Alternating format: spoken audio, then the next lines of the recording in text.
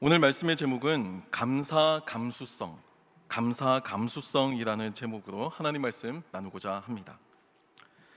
오늘날 이 시대를 설명하는 여러 가지 키워드들이 있을 겁니다.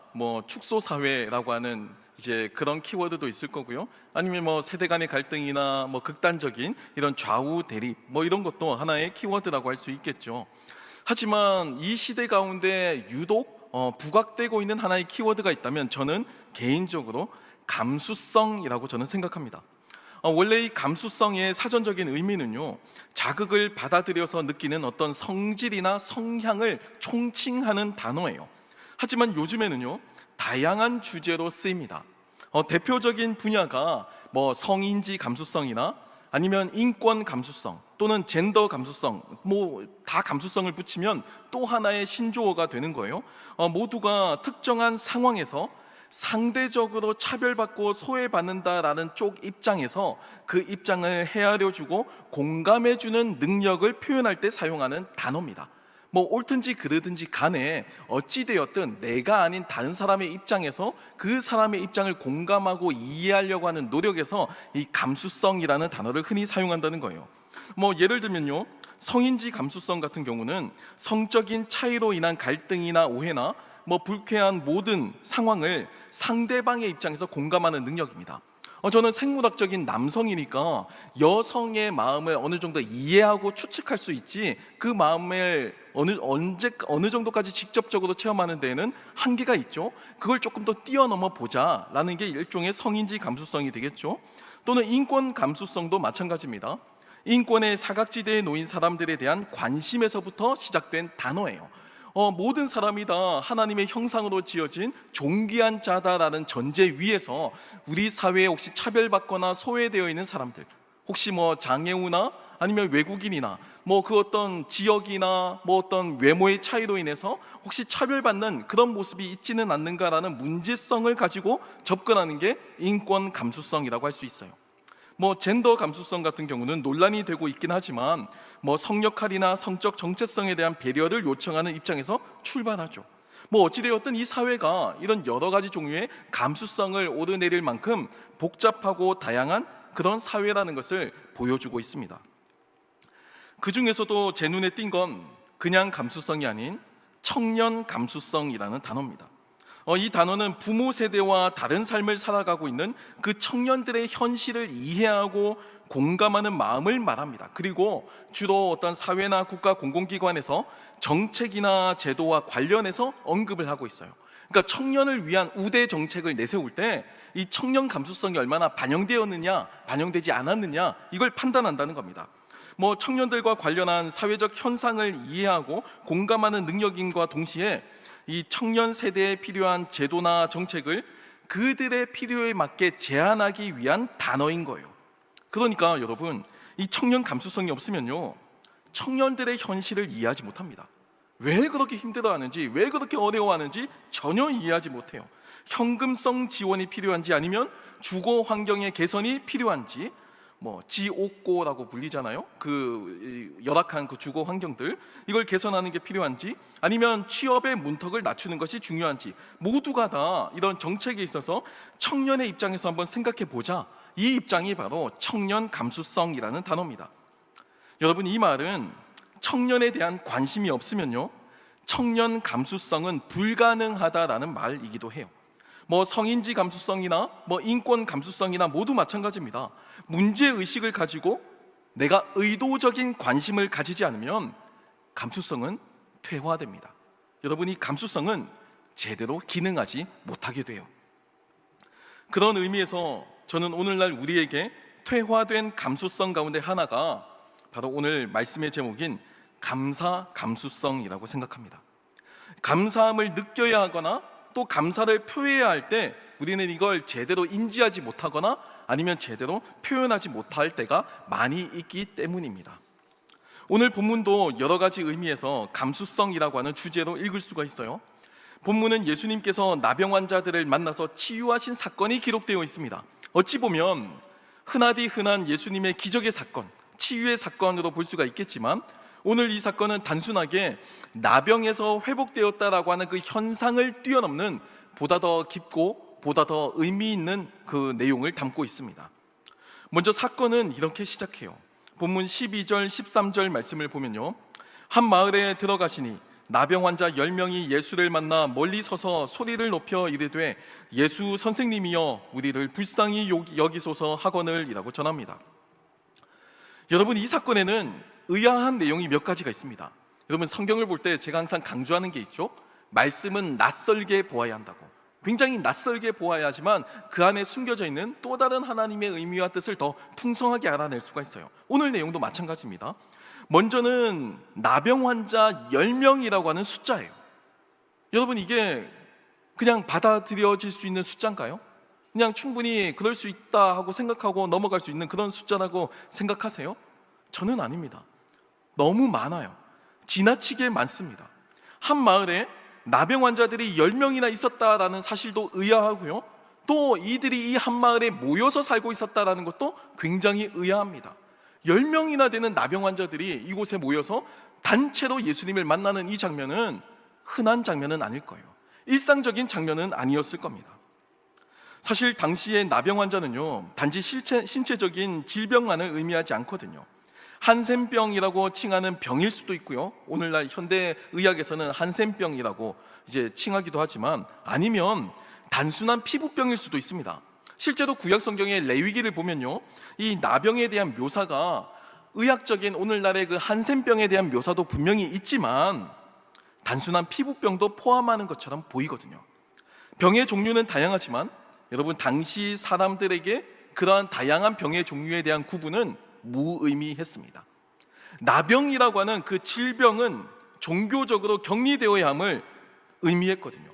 한 사람을 강제로 격리시키고 한 사람을 우리 사회에서 강제로 배제시키는 데에도 그 병의 경중을 따지거나 전염성이 있는지 없는지, 또는 단순한 피부병인지 궁금해하지 않아요. 이들 모두는, 피부병을 가지고 있는 이 모두는 유대 사회에서 나병이라고 하는 범주로 묶여 있었습니다. 자신들 사이에서의 구분은 중요하지 않아요. 그게 당시 유대 사회에서 이 나병 환자들을 바라보고 나병 환자들을 이해하는 감수성이었습니다. 한센병인지 아토피인지 단순 건선인지조차 구분하지 못하고 그 모두를 다 부정한 사람이니까 우리 사회에서 내쫓고 격리시켜야 한다. 이게 그 유대 사회의 입장이었다는 겁니다. 물론 오늘 본문에 나오는 이 나병 환자 10명은 모두가 다 한센병으로 보입니다. 왜냐하면 중한 병을 앓고 있던 것으로 보이거든요. 하지만 이들의 병도 그 안에서 다양한 경중의 차이가 있었을 거라는 것을 우리는 놓치면 안 됩니다. 하지만 이들을 대하는 유대 사회의 감수성은 퇴화되었어요. 그래서 이들은 신체적인 아픔만이 아니라 사회적으로도 격리가 되었고 종교적으로도 터부시 되었습니다. 사회에서 허용받지 못하는 존재, 나라는 존재를 그 누구도 그 가치를 인정해 주지 않아요. 더군다나 자신의 신체를 스스로 가리고 나는 부정한 사람이라고, 나는 부정한 사람입니다 라고 외쳐야 하는 이 상황에서 어떻게 건강한 자존감이 생길 수 있겠냐고요. 여러분, 본문에 등장하는 이 10명이나 되는 나병 환자들은요, 어찌 보면 많은 숫자가 아닐지도 모릅니다. 어찌 보면 우리 주변에 있었지만 우리의 감수성이 희미해져서 보이지 않는 숫자들, 우리의 감수성이 희미해져서 우리 눈에 들어오지 않는 숫자들, 그 숫자들 10명일지도 몰라요. 주님은 이들을 치유하시면서 이들의 아픔을 어루만지십니다. 본문 14절 말씀은요, 보시고 이르시되 가서 제사장들에게 너희 몸을 보이라 하셨더니 그들이 가다가 깨끗함을 받은지라 라고 전합니다. 당시 이들에 대한 그 완치 판정은요, 제사장이 공식적으로 담당했습니다. 그러니까 그 시대에는 이 제사장이 의사이자 종교인이자 또한 재판관인 거예요. 이 세 가지 역할을 동시에 감당했습니다. 완치 판정을 받아야지만 의학적으로 질병에서 해방된 거죠. 이건 의사가 하는 거죠. 또 종교적인 부정에서 깨끗하게 될 수가 있습니다. 이건 종교인이 하는 거예요. 또 다른 사람들과 이제부터 공식적으로 접촉할 수 있는 사회의 구성원이 될 수 있었어요. 이건 재판관입니다. 사면을 시켜준 겁니다. 더 이상 이 사람은 감금될 필요도 없고 격리될 필요도 없고 쫓겨날 필요도 없다라고 사면권을 주는 겁니다. 이 모든 역할이 제사장 손에 달려 있었다라는 겁니다. 하지만 여러분, 본문을 자세히 보시면요, 이러한 공식 절차를 다 갖추기도 전에 그들은 제사장에게 몸을 보이러 가는 그 길에서 그들의 몸은 회복되게 됩니다. 그 누구도 관심을 가져주지 않던 존재들, 10명이나 모여 있었음에도 불구하고 그 누구도 이를 이상하게 여기지 않았던 지워진 사람들. 나병 환자 10명이면 대수롭지 않은 그런 일이 아니잖아요. 굉장히 특별한 일이잖아요. 그런데 이 마을에서는요, 그 나병 환자 10명이 전혀 중요하고 의미 있게 받아들여지지 않았습니다. 없어도 되는 사람들, 우리가 살아가는 삶의 환경에서 지워져도 되는 사람들, 내 삶의 배경의 역할로서만 존재하는 그런 사람들, 그 누구도 관심 갖지 않는 그들을 우리 주님께서는 말 한마디로 모든 것을 회복시켜 주셨어요. 그런데 문제는 그 다음입니다. 본문 15절, 16절 말씀을 보면요, 그 중에 한 사람이 자기가 낳은 것을 보고 큰 소리로 하나님께 영광을 돌리며 돌아와 예수의 발 아래에 엎드려 감사하니 그는 사마리아 사람이라 라고 합니다. 여러분, 10명이 모두 제사장에게 가는 길에 그 도상에서 치유함을 받았습니다. 하지만 주님께 다시 와서 감사를 표현하는 사람은 10명 가운데 오직 한 사람뿐이었다는 겁니다. 10명 중에 한 명. 여러분, 이것이 당시 사람들의 감수성 수준입니다. 통계적으로 보면요, 10분의 1만 하나님께 감사하는 그 감수성이 살아있는 사람, 10분의 9는 그 감수성에 문제가 생긴 사람으로 구분된다는 겁니다. 하지만 더 놀라운 건요, 이 나병에서 치유를 받은 이 선택받은 사람들, 이 10명 가운데 이 한 사람의 정체예요. 누가는 이 사람을 당시 유대인들에게 핍박받았던 사마리아 사람이라고 기록하고 있습니다. 여러분, 왜 누가는 이 사람을 사마리아 사람이라고 굳이 설명하고 있을까요? 왜 그랬을까요? 여러분, 이 누가복음을 회람해서 읽고 있는 이 유대인들, 초대 기독교인들은요, 지금 이 본문을 보면서 굉장한 충격에 빠질 겁니다. 왜냐면요, 이건 믿을 수 없는 일이기 때문이에요. 본문을 보면 이 사람이 자신이 낳은 걸 알고 어떤 행동을 하냐면요, 큰 소리로 하나님께 영광을 돌리며 감사했다라고 기록합니다. 하나님께 영광을 돌리는 것, 우리는 이것을 뭐라고 표현하죠? 예배예요. 정형화된 어떤 예배 형식이나 의례 속에 예배가 있는 것이 아니고 하나님께 마땅히 영광을 돌리는 것, 우리 일상에서 마땅히 감사를 표현하는 것, 이것이 하나님의 주권을 인정하는 우리 그리스도인의 신앙 고백인 겁니다. 이것이 예배라는 겁니다. 하지만 당시 유대인들이 볼 때 성전도 없고 북이스라엘에서 조악하게 만든 성전에서 예배를 드리는 그런 민족, 그 민족이 사마리아 사람이었거든요. 유대인들이 볼 때 베델과 단에 급조한 그 거짓된 신전에서 예배 드리던 사람들, 우상을 섬기는 그 이방인들과 뒤섞여서 살아가는 그 사마리아인들, 그 사마리아 사람들은 하나님을 온전히 알 수도 없고 온전히 예배 드릴 수 없다라고 생각했던 게 유대인들의 상식이었습니다. 그게 그들을 배제시키고 유대인들끼리만 모여서 만드는 자신들만의 종교가 형성될 수 있었던 배경이었다라는 겁니다. 여러분, 그런데 이 사마리아 사람이 같이 치유받은 9명을 제쳐두고 유일하게 하나님을 예배하고 감사했다고 하니까 충격적인 겁니다. 이게 충격적인 거예요. 나병 환자 10명 가운데서도 한 사람, 10분의 1만이 하나님을 향한 감수성을 가지고 있었다는 이 사실도 믿기 어려운데, 그나마 그 사람마저도 유대인이 아니었다? 이건 유대인들에게 어마어마한 충격으로 다가왔을 겁니다. 우리는 아브라함의 자손인데, 우리는 믿음의 조상을 가지고 있고, 우리는 율법을 가지고 있는 사람인데, 우리는 한 번도 하나님을 향한 예배를 그쳐본 적이 없는 민족인데, 하나님을 예배하는 사람은 한 명, 사마리아 사람밖에 없다? 이건 굉장히 충격적인 소식인 겁니다. 뽑힐 수도 없고 선택될 수도 없는 사람이 선택된 거예요. 하나님을 예배하는 예배자로서 인정을 받은 겁니다. 예수님은 이 모습을 보시고 이렇게 말씀하십니다. 본문 17절, 18절 말씀을 보시면 예수께서 대답하여 이르시되 10사람이 다 깨끗함을 받지 아니하였느냐? 그 9은 어디 있느냐? 이 이방인 외에는 하나님께 영광을 돌리러 돌아온 자가 없느냐 하시고 라고 전하죠. 여러분, 오늘 이 본문에서 자세히 살펴보시면요, 이 안에는 총 4가지 부류의 사람이 존재한다는 걸 알 수가 있습니다. 먼저는 인종적으로 구분하면 유대인과 이방인이죠. 또 그 안에서 의학적으로 건강으로 보면 건강한 사람과 나병 환자, 이렇게 구분할 수 있을 겁니다. 다시 설명하면요, 당시 사회에서는 총 4계급으로 구분되는 사람들이 있었는데, 제일 위에 있는 사람이 건강한 유대인이고요. 두 번째 단계가 나병에 걸린 유대인, 이게 두 번째 계급이고요. 그 다음 단계 3단계가 건강한 사마리아 사람이 되겠고요. 가장 마지막에 그 누구도 관심을 가지지 않는 그 사람이 나병 걸린 사마리아 사람입니다. 여러분, 그러니까 오늘 본문이 이야기하고 있는 이 메시지의 핵심은요, 이 4가지 부류의 사람들 가운데 제일 밑바닥에 있었던 사람, 제일 그 사회 계급의 최하층 계층에 속하는 사람, 그 누구도 관심을 가지지 않는 그 사람만이 유일하게 하나님께 영광을 돌리며 감사를 표현했다는 겁니다. 제사장도 아니고요, 바리새인도 아니고요, 서기관도 아니고요, 민족적으로 자신의 가문을 자랑하는, 혈통을 자랑하는 그런 사람도 아니고요, 사마리아 사람, 그것도 나병 걸린 사마리아 사람만이 하나님께 마땅한 감사와 영광을 돌렸다라고 기록하고 있는 겁니다. 그리고 이 이방인으로 규정되는 사람, 감사할 줄 모른다고 여겨지던 사람, 제가 이렇게 표현하면 죄송한데 유대인들은 당시 이방인들, 특별히 사마리아 사람들은 혐오했습니다. 그냥 혐오했어요. 그냥 이방인들은 싫어했지만 사마리아 사람은 혐오했어요.